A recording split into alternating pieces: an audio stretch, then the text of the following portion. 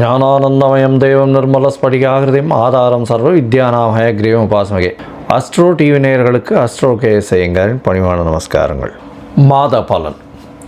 குரோதி வருஷம் கார்த்திகை மாதம் 16/11/2024 15/12/2024 வரை உண்டான காலகட்டத்தை குரோதி வருஷம் கார்த்திகை மாதம்னு சொல்கிறோம். பொதுவாகவே நம்ம சௌரமான மாதங்கள் அப்படின்ற வழக்கத்தை கொண்டாடுறது. சூரியன் ஒரு ராசியிலிருந்து மற்றொரு ராசிக்கு செல்றதை நம்ம மாத பிறப்பு அப்படின்னு சொல்லுவோம். இந்த கார்த்திகை மாதம் 16ஆம் தேதி அன்றைக்கி பிறகுறது. துலாத்தில் இருக்கக்கூடிய சூரியன் விருச்சிகத்துக்கு போகிறார். இந்த காலகட்டத்தை சௌரமான மாதம்னு சொல்கிறோம். சந்திரமான மாதங்கள்னு இருக்குது. அது அமாவாசைக்கு அடுத்த நாளான பிரதமையிலோ பௌர்ணமிக்கு அடுத்த நாளான பிரதமையிலோ வரக்கூடியது. அது இந்த ஆந்திரா, கர்நாடகா இந்த மாதிரியான மாநிலங்களில் கடைபிடிக்கிறாங்க. நம்ம சௌரமான மாதங்களை கடைபிடிக்கிறோம். இந்த கார்த்திகை மாதத்தினுடைய முதல்ல இப்போ கோல்சாரம் என்ன இந்த மாதம் பிறக்கும் பொழுது அப்படின்றத பார்ப்போம். அதற்கு பிறகு இந்த மாதத்தில் இருக்கக்கூடிய விசேஷ நாட்கள் என்னென்னு பார்ப்போம். அதற்கப்புறம் ஒரு ராசியாக இந்த மாதத்தில் என்னென்ன பலன்கள் இருக்குது அப்படின்றத பார்க்கலாம். இந்த மாதத்தின் கோல்சாரம் அப்படின்னு பார்த்தாலேனா ரிஷபத்தில், அதாவது காலபுருஷ தத்துவத்தின் 2வது ராசியான ரிஷபத்தில் குரு வக்கரகதியில், கடகத்தில் செவ்வாய் நீச்சம் பெற்றிருக்கிறதும், கேது கன்னியிலும், சூரியனும் புதனும் விருச்சிகத்திலும், தனுசுவில் சுக்கிரனும், கும்பத்தில் சனியும், ராகு மீனத்தில் இருக்கிறது இந்த மாதத்தினுடைய கோல்சாரம். இந்த மாதத்தில் வரக்கூடிய பயிற்சிகள் அப்படின்னு பார்த்தாலேனால் 3/12/2024 டிசம்பர் 3ஆம் தேதி பார்த்தாலும் சுக்கிரன் விருச்சிகத்திலிருந்து மகரத்துக்கு போகிறார். இதுதான் இந்த மாதத்தினுடைய மாற்றங்கள். அதாவது பொதுவாகவே மாத கிரகங்கள்னு சொல்லக்கூடியது சூரியன், செவ்வாய், புதன் மற்றும் சுக்கிரன். இந்த 4 கிரகங்கள் மாத கிரகங்கள்னு சொல்கிறோம். இந்த மாத கிரகங்களை வச்சு இந்த மாதத்தில் வரக்கூடிய பலன்களை சொல்கிறோம். சரி, இந்த மாதத்தில் வரக்கூடிய விசேஷ நாட்கள் என்னென்ன அப்படின்னு பார்த்தோன்னா, இந்த மாதம் 16/11/2024 அன்றைக்கி முடவன் முழுக்கு அப்படின்னு போட்டிருக்கோம். அதாவது முடவன் ஐப்பசி மாதத்தினுடைய அனுபவிக்கணுன்ட்டு காவிரியில் குளிக்க வர்றது லேட் ஆகிடுறது, ஒரு நாள் தள்ளி ஆகிடுறது. அதனால் அந்த காலகட்டத்திலையும், அதாவது கார்த்திகை 1ஆம் தேதியிலையும் காவேரியில் குளித்தால் ஐப்பசி மாதத்தில் குளித்த துலாஸ்தானத்திற்கு உண்டான பலன்கள் கிடைக்கும் அப்படின்னு பெருமாள் சொல்கிறார். அதனால் இது முடவன் முழுக்கு அப்படின்னு பேர். மிகவும் விசேஷமான நாள். இந்த மாதம் பார்த்தோம்னா 23/11/2024 அன்றைக்கி வாஸ்து நாள். வாஸ்து கார்த்தால 10:14 11:44 1.5 மணி நேரம். பொதுவாகவே வாஸ்து நாளில் வேறு எந்த திதி, வாரம், கரணம், யோகம் அதெல்லாம் பார்க்க தேவையில்லை. நட்சத்திரம் அதெல்லாம் பார்க்க தேவையில்லை. வாஸ்து புருஷன் கண் விழிக்கக்கூடிய நாளில் மன பூஜை போடுறது எல்லாமே விசேஷம். எல்லா விதமான கட்டங்களுக்கும் மன பூஜை போடலாம். அதை தவிர வீடு நிலம் வாங்கிறதுக்கு அந்த காலகட்டத்தில் பண்ணலாம். அதாவது 10:14 10:14 11:44 1.5 மணி நேரம் 90 நிமிஷம். இந்த காலகட்டத்தில் இந்த 90 நிமிஷத்தில் எது ரொம்ப விசேஷமானது அப்படின்னு பார்த்தோமேனால், முதல் 18 நிமிஷம் நித்திரை விட்டு அவர் காலை கடன்கள் முடிக்கிறது. அடுத்த 18 நிமிஷம் அவர் குளிக்கிறது, நீராடுவது. 3வது 18 நிமிஷம் கடவுளுக்கு பூஜை செய்வது. 4வது 18 நிமிஷம் பார்த்தாலேயான அவர் உணவு அருந்துவது. 5வது 18 நிமிஷம் அதாவது தாம்பூலம் தரிப்பது. இந்த உணவு அருந்து காலத்திலும் தாம்பூலம் தரிக்கும் காலமான கடைசி 36 நிமிஷத்தில் எந்த ஒரு விஷயமும், வீட்டின் மனை கோலிடுதல், வீட்டின் மனை பூஜை போடுதல், அதாவது மேலே கன்ஸ்ட்ரக்ஷன் பண்ணுறது, அதாவது ஏற்கனவே வீடு இருக்குது, வீட்டுக்கு மேலே ஃபர்தர் கன்ஸ்ட்ரக்ஷன் பண்ணுறது, இந்த மாதிரியான விஷயங்கள் பண்ணுறதன் மூலியமாக நிச்சயமாக அந்த காரியங்கள் தடையில்லாமல் நடக்கும். இந்த காலத்துக்கு நாள் நட்சத்திரம் பார்க்க தேவையில்லை. எந்த ஒரு அதாவது ராகு காலம், யமகண்டம் எந்த ஒரு விஷயமும் பார்க்க தேவையில்லை. வாஸ்து புருஷன் கண்விழிக்கும் நேரத்தில் பண்ணக்கூடியது நிச்சயமாக நடைபெறும். இந்த மாதத்தில் பார்த்தாலேயானால் 1/12/2024 அன்றைக்கி கார்த்திகை அமாவாசை. மிகவும் ஏற்றமான நாள். அருகில் இருக்கக்கூடிய திருவள்ளூர் வீரராக சுவாமி பெருமாள் கோவிலுக்கு போயிட்டு வர்றதன் மூலியமாக நல்ல ஒரு ஏற்றம் கிடைக்கும். 13/12/2024 அன்றைக்கி பரணி தீபம்.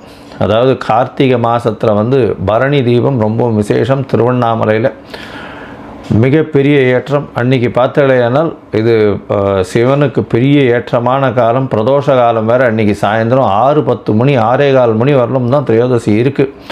அதனால் வந்து சாயந்தரம் 5:45லேருந்து 6:15 வரலும் பிரதோஷ காலம் வேறு இருக்குது. மிகப்பெரிய ஏற்றமான காலம். பரணி தீபம் அன்றைக்கே தான் கிருத்திகையும் இருக்குது. கிருத்திகை தீபம் எல்லாமே அன்றைக்கி திருக்கார்த்திகைன்னு சொல்லக்கூடியது. இந்த மாதத்தில் பார்த்தலையானால் 15ஆம் தேதி பௌர்ணமி, அதாவது 15/12/2024 அன்றைக்கி பௌர்ணமி வருது. கார்த்திகையினுடைய பௌர்ணமியாக இன்றைக்கி வருது. ஸோ இந்த மாதம் மொத்தமே வந்து நல்ல விசேஷமான நாட்கள், நல்ல ஒரு ஏற்றமான நாட்கள், நிறைய முகூர்த்தங்களும் அதிகமாக இருக்கக்கூடிய நாட்கள், திருமணத்திற்கு வாய்ப்புகள் மிகவும் அதிகமான நாட்களாக இந்த மாதம் கருதப்படுறது. சரி, இந்த மாதத்தில் பார்த்தலையானா என்னென்ன, அதாவது என்ன சொல்கிறது, இந்த மாதத்தில் வந்து எல்லா விதமான நல்ல விஷயங்களும் நடக்கக்கூடிய காலகட்டமாக அமைய போகிறது. இந்த மாதத்தில் மேஷம் முதல் மீனம் வரை எப்படி இருக்குது அப்படின்றத பார்க்கலாம். அதற்கு முன்னாடி என்னுடைய மொபைல் நம்பர் ஸ்க்ராலிங்கில் வந்துட்டுருக்கும்.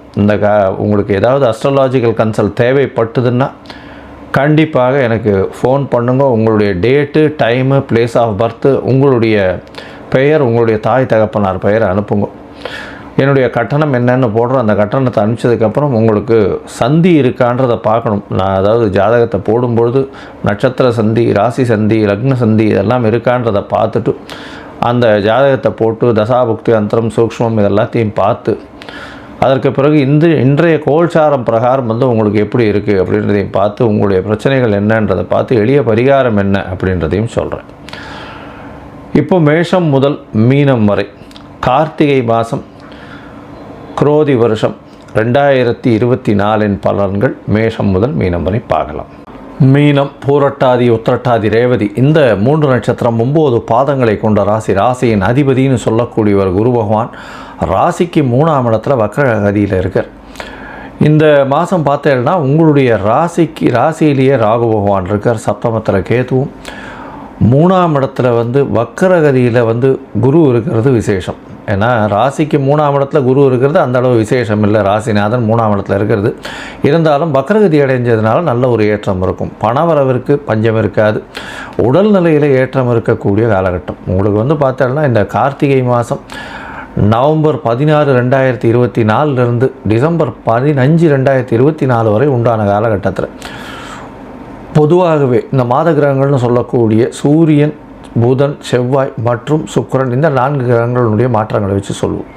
சூரியன் உங்களுடைய ராசிக்கு 9ஆம் இடத்துல போகிறது ரொம்ப விசேஷம். 9ஆம் இடத்துல ஆட்சி, அதாவது சூரியன் போய் இருக்கிறதும், 5ஆம் இடத்துல வந்து ராசிக்கு 2ஆம் அதிபதி அப்படின்னு சொல்லக்கூடிய செவ்வாய் எங்கே போய் இருக்கிறதும், 9ஆம் அதிபதி நீச்சப்பட்டு போய் இருக்கிறதும், இந்த காலகட்டத்தில் தந்தையின் உடல்நிலை சற்று பின்னடைவு இருந்தாலும் உங்களுக்கு வெளிநாடு போய் படிக்கக்கூடிய பாக்கியம் கிடைக்கும். அதை தவிர தந்தையின் மூலியமாக பணவரவிற்கு பஞ்சம் இருக்காது. போஸ்ட் கிராஜுவேஷன் படிக்கக்கூடிய மாணவியர்களுக்கு வெளிநாட்டுக்கு அப்ளை பண்ணணுன்னா கண்டிப்பாக கிடைக்கக்கூடிய காலகட்டமாக அமையும். உங்களுக்கு 7 சனி ஆரம்பிச்சிருத்து. 12ஆம் இடத்துல சனி பகவான் உங்களுடைய ராசியில் வக்ர நிவர்த்தி, அதாவது 12ஆம் இடத்துல வக்ர நிவர்த்தி அடைகிறதுனால தேவையற்ற செலவுகள், அனாவசிய செலவுகள் வரக்கூடிய வாய்ப்புகள் மிகவும் அதிகம். 2ஆம் அதிபதியும் 5ஆம் இடத்துல நீச்சப்பட்டு போயிருக்கார். தேவையில்லாத செலவுகள் கொஞ்சம் அதிகமாகும். அதனால் பண வரவு எவ்வளவு வந்தாலும் போகாது. அதாவது பண வரவிற்கு பஞ்சம் இருக்காது. அதீதமான பணவரவு இருக்கும். இருந்தாலும் பணவு அதீதமாக செலவழியக்கூடிய காலகட்டமாக அமையப்போகிறது. நீங்கள் அலைச்சல் கொஞ்சம் அதிகமாக இருக்கும். சுற்றுலா செல்லக்கூடிய வாய்ப்புகள் உண்டு. ஒரு இடம் விட்டு இன்னொரு இடம் மாறக்கூடிய வாய்ப்பு உண்டு. வேலையில் மாற்றங்கள் கிடைக்கக்கூடிய வாய்ப்புகள் நிச்சயமாக இருக்கும். புதிய வேலை வாய்ப்பு கிடைக்கக்கூடிய காலகட்டமாக அமையப்போகிறது. இந்த மாதத்தில் பார்த்தீங்கன்னா உங்களுடைய ராசிக்கு, அதாவது 3, 8 அதிபதி அப்படின்னு சொல்லக்கூடிய சுக்கிர பகவான் 10ஆம் இடத்துல இருக்கார். அதனால் வெளிநாடு போகணும் அப்படின்ற ஒரு முயற்சி இருந்ததுன்னா கண்டிப்பாக வெளிநாடு போகக்கூடிய வாய்ப்புகள் நிச்சயமாக உண்டு. 3ஆம் அதிபதியும் 10ஆம் அதிபதியும் பரிவர்த்தனை யோகம். இதன் மூலியமாக பார்த்தோம்னா தொழிலில் புதிய முயற்சிகள் எல்லாம் வெற்றி பெறக்கூடிய வாய்ப்புகள் உண்டு. அதனால் தொழிலில் பார்த்தோம்னா நல்ல ஒரு ஏற்றம் இருக்கும். இளைய சகோதரர்கள் மூலியமாக நல்ல ஒரு ஏற்றமான நல்ல செய்தி வரக்கூடிய வாய்ப்புகள் நிச்சயமாக உண்டு. 10ஆம் இடத்தில் 10ஆம் அதிபதி ஆட்சி பெற்று வக்ரகதியில் இருக்கார். இதனால் வந்து உங்களுக்கு தொழிலில் பெரிய ஏற்றம் கிடைக்கக்கூடிய காலகட்டம். ராகு வீடு கொடுத்தவர் வக்ரகதியில் இருக்கிறது நல்ல ஒரு ஏற்றம். திடீர் பணவரவு, பொருள் வரவு வரக்கூடிய வாய்ப்புகள் உண்டு. ராசிக்கு சப்தமத்தில் கேது பகவான் இருக்கிறதுனால கொஞ்சம் ஜாகிரதையாக எதிர்பாலினத்தவர் மூலியமாக ஜாகிரதையாக இருக்கிறது ரொம்பவும் நல்லது. 9ஆம் இடத்துல வந்து சப்தமாதிபதி போய் இருக்கிறதுனால தந்தையின் மூலியமாக சிறு சிறு பிரச்சனைகள் வந்தால் உங்களுக்கு நல்ல ஒரு ஏற்றம் இருக்கும். பார்ட்னர்ஷிப் பிஸ்னஸில் கொஞ்சம் பிரச்சனைகள் இருக்கக்கூடிய வாய்ப்புகள் இருக்கும். நண்பர்கள் மூலியமாக நல்ல ஒரு ஏற்றம் இருக்கும். அதுவும் வந்து வெளியூர் வெளிமாநிலத்தின் மூலியமாக நண்பர்கள் இருந்தார்களே ஆனால் அவர்கள் மூலியமாக நல்ல ஒரு ஏற்றம் கிடைக்கக்கூடிய காலகட்டமாக அமைய போகிறது. உங்களுடைய ராசிக்கு பார்த்தாலேயானால் இந்த மாதத்தில் சுக்கிரன் வந்து 10ஆம் இடத்துல இருக்கிறது பெரிய விசேஷம். அவர் வந்து 8ஆம் அதிபதி 10ஆம் இடத்துல போய் இருக்கிறதுனால வெளிநாட்டில் போய் வேலை தேடின்னு இருக்கவா, வேலை கிடச்சி மாற்றங்களை விரும்புகிறவா இந்த காலகட்டத்தில் வேலை மாற்றம் கிடைக்கும். 3/12/2024 சுக்கிரன் உங்களுடைய ராசிக்கு 11ஆம் இடத்துல வர்றார். அவர் 8ஆம் அதிபதி 11ஆம் இடத்துல வர்றதுனால வெளிநாட்டில் இருக்கக்கூடிய வேலை பார்க்கக்கூடியவர்களுக்கு பெரிய ஏற்றம் கிடைக்கக்கூடிய காலகட்டமாக அமைய போகிறது. திடீர் பணம் வரக்கூடிய காலகட்டமாக அமைய போகிறது. நீங்கள் நினைக்காத இடமான இன்சூரன்ஸு, ரேஸு, ஷேரு இந்த மாதிரியான விஷயத்தில் திடீர் பணம் வரும். அது வந்து எதிர்பார்த்துருக்கவே மாட்டீங்க, உங்களுடைய அக்கௌண்ட்டுக்கு திடீர்னு வந்து நிற்கும். இந்த மாதத்தில் பார்த்தாலேயானால் உங்களுடைய ராசிக்கு சப்தமத்தை குரு வக்கரகதியில் பார்க்கறதுனால உங்களுடைய எதிர்பாலினத்தவர் கூட எந்த ஒரு பிரச்சனை இருந்தாலும் சுமூகமாக செல்லக்கூடிய வாய்ப்புகள் நிச்சயமாக உண்டு. மொத்தத்தில் இந்த மாதம் நல்ல ஒரு ஏற்றமான மாதமாக இருக்கும். தேவையற்ற செலவுகள் கொஞ்சம் அதிகமாக இருக்கும். இந்த மாதத்தில் முயற்சிகள் எல்லாமே வெற்றி பெறும். இருந்தாலும் சில நாட்கள் இந்த முயற்சிகளை தவிர்ப்பது நல்லது. அது சந்திராஷ்டம நாட்கள்னு சொல்கிறோம். இந்த சந்திராஷ்டமம் அப்படின்னா உங்களுடைய ராசிக்கு 8ஆம் இடத்துல சந்திர பகவான் வரார். சந்திர பகவான் 8ஆம் இடத்துல வரும்போது அவர் மதிகாரகன்னு சொல்லக்கூடியவர். மறைந்து இருக்கக்கூடிய காலகட்டத்தில் சந்திர பகவான் தவறான முடிவுகள் எடுக்கக்கூடும். நீங்கள் தவறான முடிவுகள் எடுக்கக்கூடிய வாய்ப்புகள் மிகவும் அதிகம். அதனால் வெளியூர் வெளிமாநில பிரயாணம் வேண்டாம்னு சொல்கிறோம். நீங்கள் சந்திர பகவானுக்கு உண்டான எளிய பரிகாரம்னு சொல்லக்கூடியது அருகில் இருக்கக்கூடிய கோசாலையில் அகத்திக்கீரை கட்டு கொண்டு போய் கொடுத்துட்டு வர்றதன் மூலியமாக நல்ல ஒரு ஏற்றமும் மாற்றமும் சந்திராஷ்டமத்தின் தாக்கத்திலிருந்து குறையக்கூடிய வாய்ப்புகள் உண்டு. இந்த மீனராசிக்காரர்கள் பொதுவாகவே பார்த்தோம்னா இந்த இம்போர்ட் எக்ஸ்போர்ட் பிஸ்னஸ் பண்ணுறவங்க, கடலில் உயிரினங்களை வச்சு வியாபாரம் பண்ணுறவங்க, அதை தவிர வந்து பார்த்தோம்னா இந்த மடத்தில் குருமார்களாக இருக்கிறவர்கள், வேதங்கள் இந்த மாதிரியான விஷயங்கள் படிக்கிறவங்க, இந்த என்ன சொல்கிறது இந்த மதம் சார்ந்த விஷயங்களில் இருக்கிறவங்க, அதை தவிர பார்த்தோம்னால் இந்த ஆசிரியர்கள், ப்ரொஃபஸர்ஸு இவர்களுக்கெல்லாம் வந்து நல்ல ஒரு ஏற்றமான காலமாக இருக்கக்கூடிய காலமாக இந்த கார்த்திகை மாதம் அமையிறது. மொத்தத்தில் பார்த்தோம்னா இந்த கார்த்திகை மாதம் ஒரு சுமாரான மாதமாகவே இருக்கும். ஏன்னா ராசிநாதன் வக்கரகதியில் இருக்கார். அதுக்கப்புறம் வந்து 12ல் வந்து சனி பகவான் 7.5 சனி வேறு ஆரம்பிக்கிறது. 9ஆம் இடத்துல சூரியன் இருந்தாலும் அந்த 9ஆம் இடத்தில் இருக்கக்கூடிய சூரியன் அந்த அளவுக்கு பெரிய வெற்றியை கொடுக்கறதில்லை. 9ஆம் அதிபதியும் வந்து நீச்சப்பட்டு போகிறதுனால சற்று பின்னடைவு இருக்கக்கூடிய காலகட்டமாக இருக்கும். மொத்தத்தில் ஒரு சுமாரான மாதமாக இந்த மீன ராசிக்காரர்களுக்கு இந்த கார்த்திகை குரோதி வருஷம் அமைகிறது.